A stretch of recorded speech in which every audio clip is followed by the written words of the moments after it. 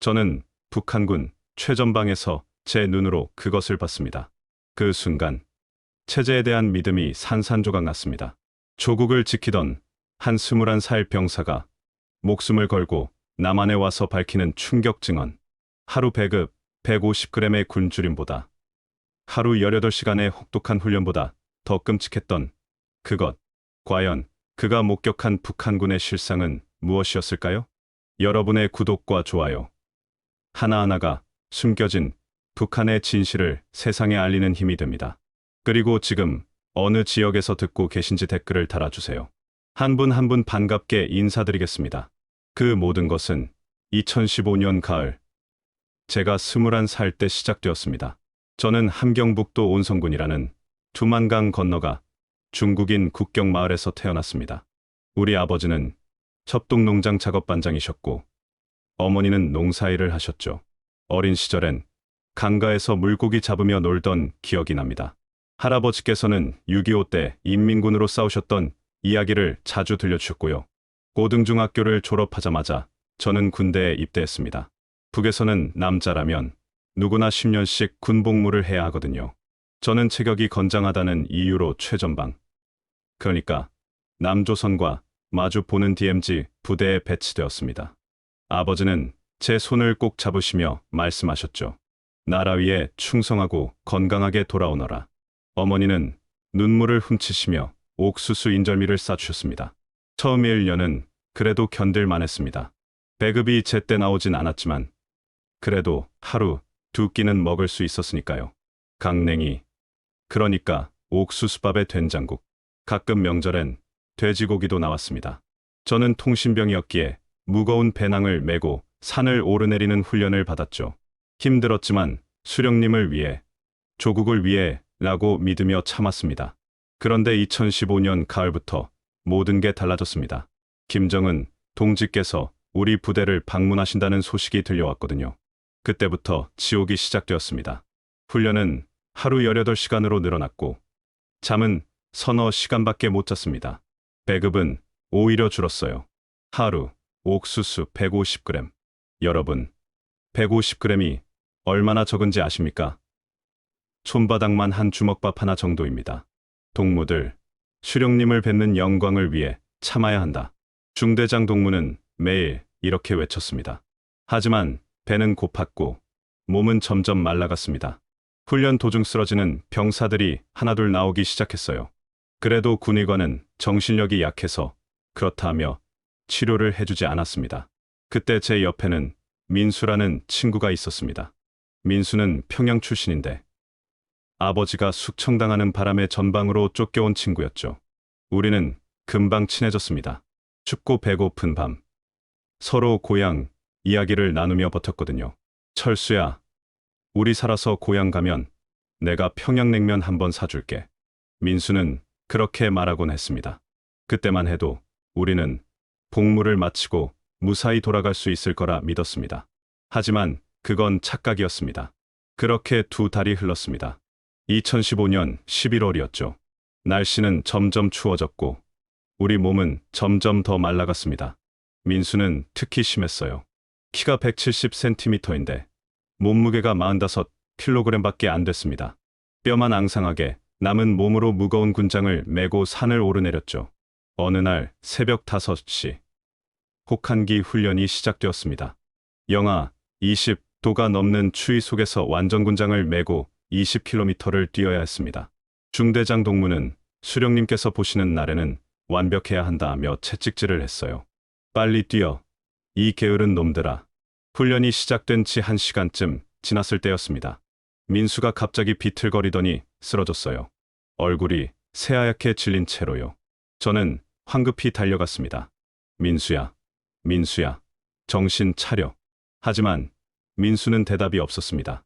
눈은 뜨고 있는데 초점이 없었어요. 입술은 파랗게 질려 있었고요. 저는 소대장 동무에게 소리쳤습니다. 동무 소대장, 민수가 쓰러졌습니다. 의무실로 데려가야 합니다. 그런데 소대장의 대답은 충격적이었습니다. 꾀병이다. 일어나서 계속 뛰어. 하지만 이 친구 의식이 없습니다. 닥쳐. 정신력이 약한 놈이 군인을 하겠다고? 끌고 가서라도 완주시켜. 결국 저와 다른 동료가 민수를 양쪽에서 부축해서 끌다시피 했습니다. 민수의 몸은 깃털처럼 가벼웠어요. 뼈와 가죽만 남은 것 같았습니다. 그렇게 간신히 훈련을 마쳤죠. 훈련이 끝나고서야 민수를 의무실에 데려갈 수 있었습니다. 그런데 군의관 동무는 민수를 대충 보더니 이렇게 말했어요. 영양실 쪽인 한데 그냥 쉬면 나아. 약은 없어. 약이 없다뇨? 이 친구 상태가 심각합니다. 약이 어디 있어? 우리도 먹을 게 없는데. 그냥 누워서 쉬게 해. 여러분, 상상이 되십니까? 사람이 죽어가는데 약 하나 없다는 겁니다. 군의관조차 배가 고파서 비쩍 마른 상태였으니까요. 이게 우리가 목숨 바쳐 지킨다는 나라의 현실이었습니다. 민수는 침대에 누워서 헛소리를 했습니다. 어머니, 배고파요. 냉면 먹고 싶어요. 저는 민수 곁을 지키며 손을 잡아줬습니다. 그의 손은 얼음장처럼 차가웠어요. 6.25 때 전우들도 이렇게 서로를 지켜줬을 거라는 생각이 들었습니다. 사흘 뒤, 민수는 죽었습니다. 22살의 나이에요. 마지막 순간까지 어머니를 찾았습니다. 군의관은 사망 원인을 급성심장마비라고 적었지만 우리는 알고 있었어요. 민수는 굶어 죽은 겁니다. 그날 밤, 저는 천장을 보며 생각했습니다. 우리는 수령을 위한 총알바지일 뿐이구나. 이 체제에서는 사람의 목숨이 파리 목숨만도 못하구나. 그때 제 가슴속에서 뭔가 깨지는 소리가 들렸습니다. 체제에 대한 믿음이 산산이 부서지는 소리였죠. 민수의 죽음 이후 부대 분위기는 더욱 살벌해졌습니다. 그런데 이상하게도 훈련은 더 가혹해졌어요. 중대장 동무는 약한 놈이 도태된 것뿐이라며 오히려 훈련 강도를 높였습니다. 하루 수면 시간은 2시간으로 줄었고 배급은 여전히 150g이었죠. 저는 매일 밤 민수를 생각했습니다. 평양냉면 한 번 못 먹어보고 죽은 친구, 어머니 한 번 못 보고 죽은 친구, 그리고 생각했죠. 다음은 내 차례가 아닐까? 이대로 있다가는 나도 민수처럼 죽는 거 아닐까? 어느 날 밤, 불침번을 서던 중이었습니다. 제 옆에서 경수라는 동료가 망을 보고 있었어요. 경수는 저보다 한 살 많은 23살이었는데 함경남도 함흥 출신이었습니다. 경수가 조용히 말을 걸어왔어요. 철수야, 너도 민수 생각 많이 하지? 응, 맨날 생각나. 있잖아. 난 이대로는 못 살겠어. 그 순간 제 심장이 쿵 하고 내려앉았습니다. 경수의 눈빛이 심상치 않았거든요. 저는 주위를 살피며 작은 목소리로 물었습니다. 무슨 소리야? 남쪽으로 가는 거야. 여기선 어차피 다 죽어. 여러분, 북에서 남쪽으로 간다는 말은 목숨을 거는 겁니다. 들키기만 하면 온 가족이 정치범 수용소로 끌려가거든요. 하지만 저는 이상하게도 두렵지 않았어요. 오히려 가슴이 뛰었습니다. 나도 같은 생각했어.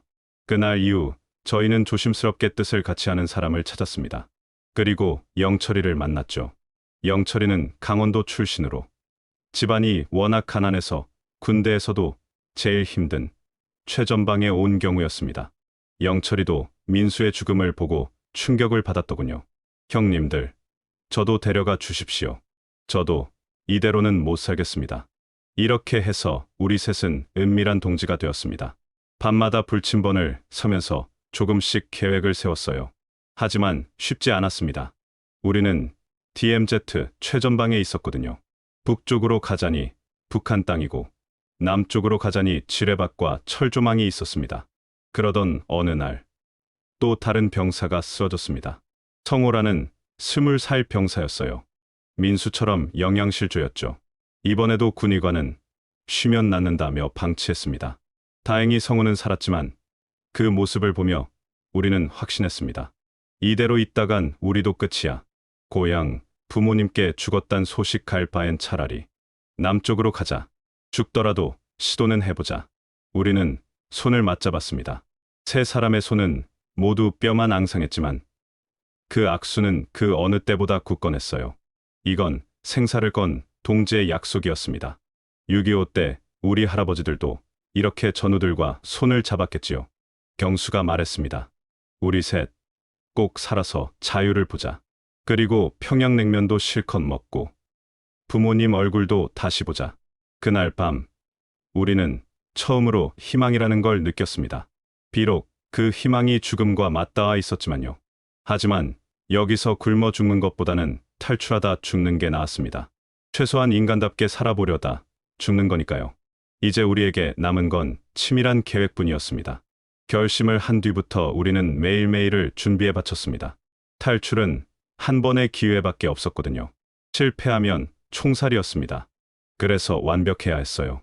가장 먼저 파악해야 할 건 초소, 교대 시간이었습니다.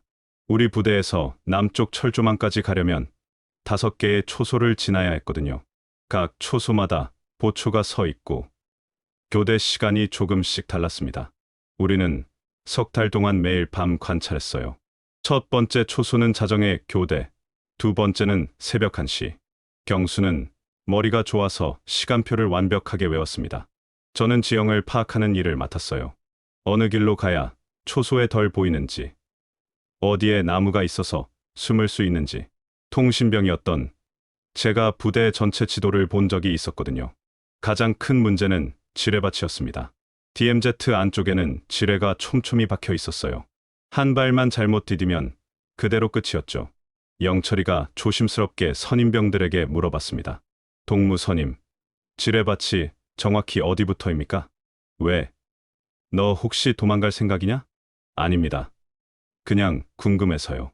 다행히 선임병은 의심하지 않고 대충 가르쳐줬습니다. 여러 선임병들에게 물어서 정보를 조합했더니 대략적인 지뢰밭 위치를 알 수 있었어요. 완벽하진 않았지만 그나마 안전한 경로를 찾아낼 수 있었습니다. 그리고 우리는 비장의 무기를 준비했습니다. 바로 가짜 명령서였죠. 경수가 아이디어를 냈어요. 우리가 그냥 가면 초소에서 막을 거야. 그런데 명령서를 들고 가면? 명령서. 그걸 어떻게 만들어? 내가 중대 행정병이랑 친해. 걔한테서 도장 모양을 몰래 본 적이 있어. 경수는 종이에 정성스럽게 명령서를 만들었습니다. 내용은 이랬어요. 타령, 검거 작전. 철수, 경수, 영철 3명은 DMZ 내부 순찰 임무를 수행하라. 타령이라는 건 북에서 탈영병을 부르는 말입니다. 우리가 탈영병을 잡으러 간다는 거지 명령서를 만든 거죠. 도장은 완벽하진 않았지만 밤에 보면 모를 정도였습니다. 2016년 2월이 되었습니다. 우리는 3월 중순을 디데이로 정했어요. 달이 뜨지 않는 금음날 밤이었거든요. 그날까지 몸 상태를 최대한 유지해야 했습니다. 출발 일주일 전, 저는 고향 친구에게 편지를 썼습니다. 물론 탈출 계획은 한마디도 쓸 수 없었지만 부모님께 전해달라는 내용이었어요. 아버지, 어머니, 불효자 철수입니다. 저는 아버지 말씀대로 나라를 위해 충성하고 있습니다. 부디 건강하시고 제가 꼭 살아서 돌아가겠습니다. 어머니가 만들어주신 옥수수 인절미 맛을 잊을 수가 없네요. 편지를 쓰면서 눈물이 났습니다.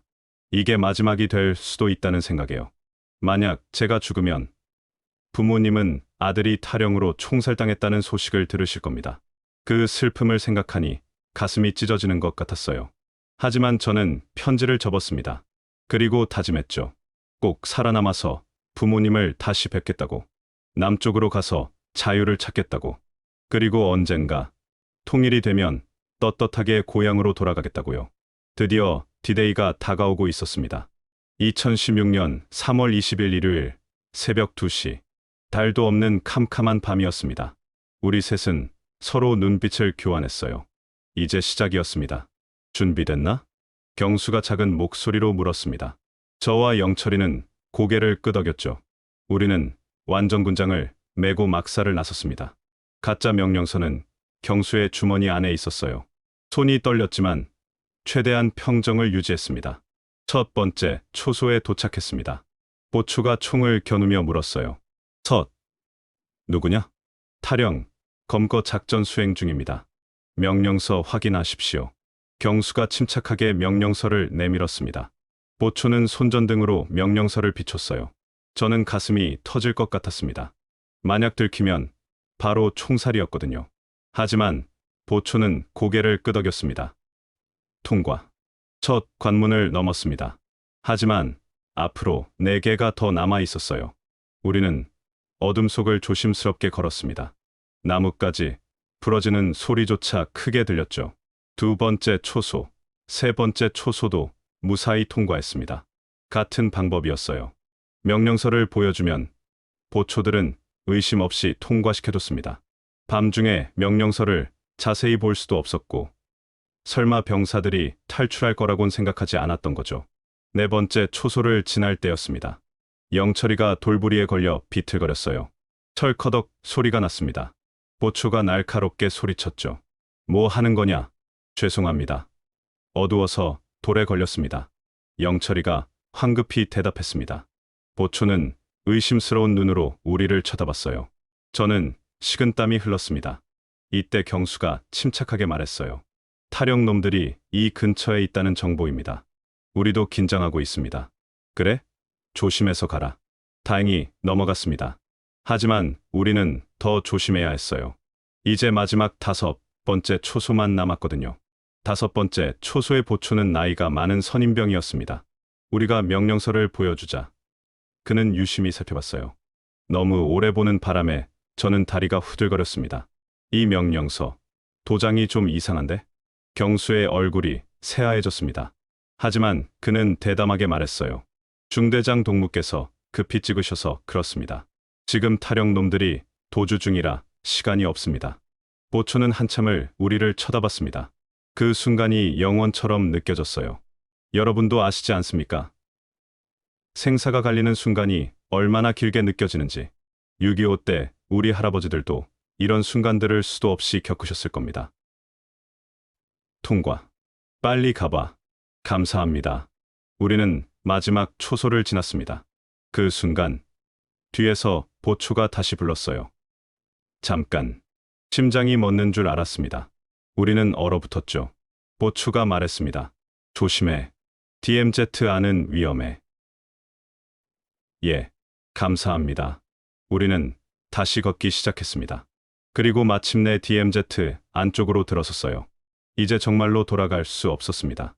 앞에는 지뢰밭과 남쪽이, 뒤에는 북한군이 있었습니다. 경수가 작게 속삭였습니다. 이제 진짜 시작이다. 죽거나 자유를 얻거나. 우리는 서로 손을 꼭 잡았습니다. 그리고 어둠 속으로 한 걸음 한 걸음 나아갔습니다. 지뢰밭을 향해서요. 마지막 초소를 지나고 50m쯤 걸었을 때였습니다. 경수가 손을 들어 멈추라는 신호를 보냈어요. 우리는 멈춰섰습니다. 앞쪽 땅을 손전등으로 비춰보니 흙이 약간 솟아올라 있었습니다. 지뢰가 묻힌 흔적이었죠. 여기부터 지뢰밭이야. 경수의 목소리가 떨렸습니다. 우리 앞에는 150m의 지뢰밭이 펼쳐져 있었어요.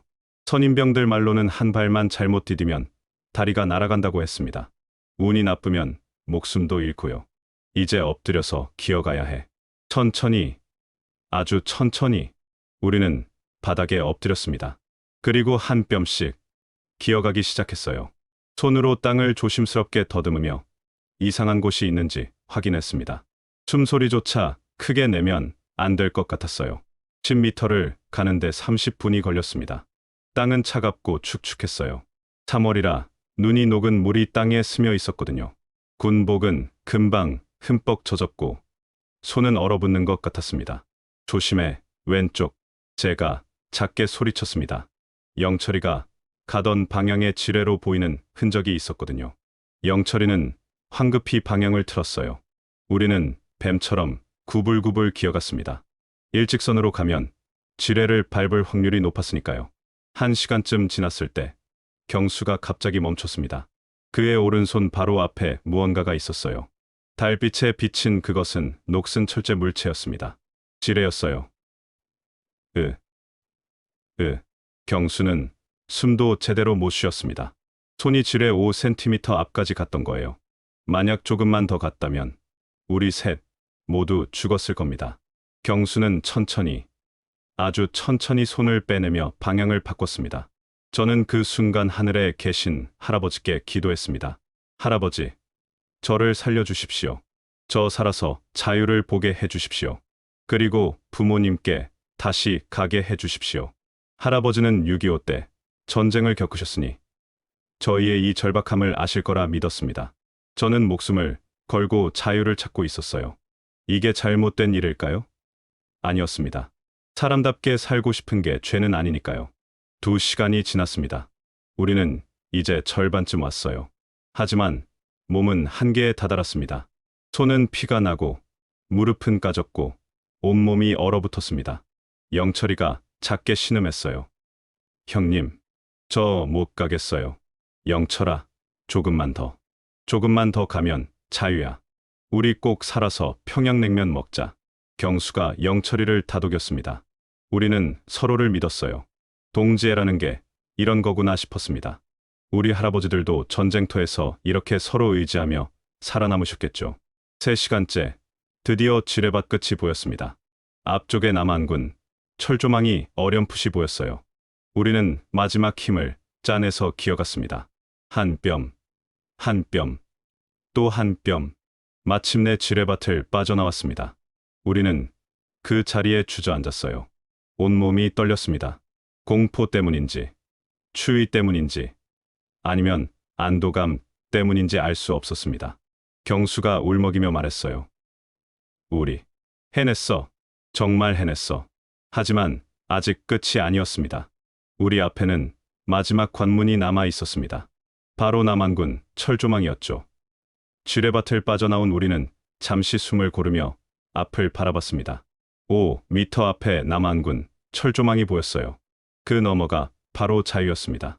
하지만 우리는 함부로 다가갈 수 없었어요. 남한군이 우리를 북한군 침투조로 오해하면 총을 쏠 수도 있었으니까요.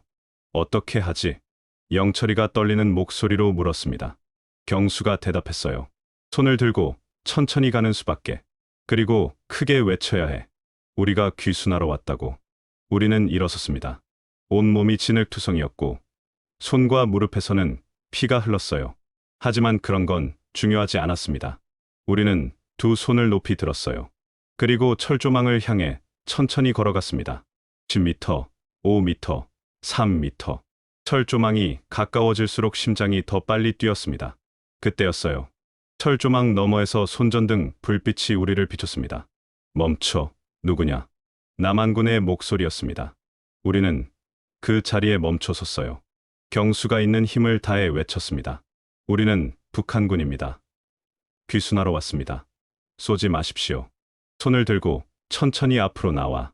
우리는 손을 더 높이 들고 천천히 앞으로 걸었어요. 여러 개의 총구가 우리를 겨누고 있었습니다. 저는 눈물이 났어요. 무섭기도 했지만 드디어 자유에 도착했다는 생각에 가슴이 벅찼거든요. 철조망 가까이 가자 남한군 병사들이 문을 열었습니다. 우리는 그 안으로 들어갔어요. 그 순간 제 다리에 힘이 풀리며 주저앉았습니다. 영철이와 경수도 마찬가지였죠. 괜찮습니까? 다친 곳은 없습니까? 남한군 병사가 다가와 물었습니다. 그의 목소리는 부드러웠어요. 우리를 적이 아니라 사람으로 대해주는 게 느껴졌습니다. 북한군 간부들은 우리를 개만도 못하게 대했는데 이 남한군 병사는 우리를 사람으로 봐주는 거예요. 감사합니다. 감사합니다. 저는 눈물을 흘리며 계속 고개를 숙였습니다. 그러자 한 병사가 따뜻한 담요를 가져와 우리 어깨에 덮어뒀어요. 그 따뜻함이라니 7년 동안 군대 생활을 하면서 처음 느껴보는 온기였습니다. 잠시 후 군의관이 왔습니다. 그는 우리의 상처를 살피며 말했어요. 영양실조가 심각하네요. 일단 따뜻한 걸 드셔야겠어요. 병사 한 명이 보온병을 가져왔습니다. 그 안에는 따뜻한 흰죽이 들어 있었어요. 군의관이 설명했습니다. 오래 굶으셨으니까 급하게 드시면 안 됩니다. 죽을 천천히 드세요. 굶주린 몸에는 죽이 제일 좋습니다. 소화도 잘 되고 위장에 부담도 없거든요. 따뜻한 죽을 한 숟가락 떠서 입에 넣는 순간 저는 울었습니다. 이렇게 따뜻하고 부드러운 음식을 먹어본 게 얼마만인지 모르겠어요. 민수가 그렇게 먹고 싶어 하던 음식이 생각났습니다. 민수야, 미안해. 나는 살았어. 너의 목까지 살게. 영철이는 죽을 먹으며 흐느꼈습니다. 경수도 눈물을 닦았어요. 우리는 말없이 죽을 먹었습니다. 천천히, 아주 천천히 한 병사가 다가와 말했습니다. 수고 많으셨습니다. 이제 안전합니다. 대한민국에 오신 걸 환영합니다. 대한민국, 자유. 인권. 그 단어들이 제 가슴 속으로 스며들었습니다. 저는 그제야 깨달았어요. 우리는 해냈구나. 정말로 자유를 찾았구나. 그렇게 우리는 대한민국에 왔습니다. 처음 며칠은 군 시설에서 조사를 받았어요. 우리가 진짜 탈북자인지, 간첩은 아닌지 확인하는 절차였죠. 하지만 남한 조사관들은 우리를 존중해 주었습니다. 북에서처럼 구타하거나 욕하지 않았어요. 일주일 뒤, 우리는 하나원이라는 곳으로 갔습니다. 탈북자들이 남한 생활을 배우는 교육기관이었어요. 거기서 처음으로 남한의 자유를 실감했습니다. 여러분, 여기서는 누구든 자유롭게 말할 수 있습니다. 정부를 비판해도 처벌받지 않아요. 선생님의 말씀을 듣고도 믿기지 않았습니다. 북에서는 상상도 못할 일이었거든요. 하지만 정말이었어요. 사람들은 텔레비전에서 대통령을 비판하고 인터넷에서 자유롭게 의견을 나눴습니다. 가장 놀란 건 편의점이었습니다. 24시간 문을 여는 가게라니. 그것도 온갖 음식이 가득한. 저는 처음 편의점에 갔을 때 그냥 서서 울었어요. 북에서 굶주리던 기억 때문이었습니다. 손님, 괜찮으세요? 점원이 걱정스럽게 물었습니다. 저는 고개를 끄덕이며 대답했어요. 괜찮습니다. 그냥 너무 감사해서요. 하나원 교육을 마치고 저는 서울에 정착했습니다. 처음엔 말투가 이상해서 사람들이 쳐다봤어요. 북한 사투리가 심했거든요. 음식 맛도 달랐습니다. 남한 음식은 달고 기름졌어요.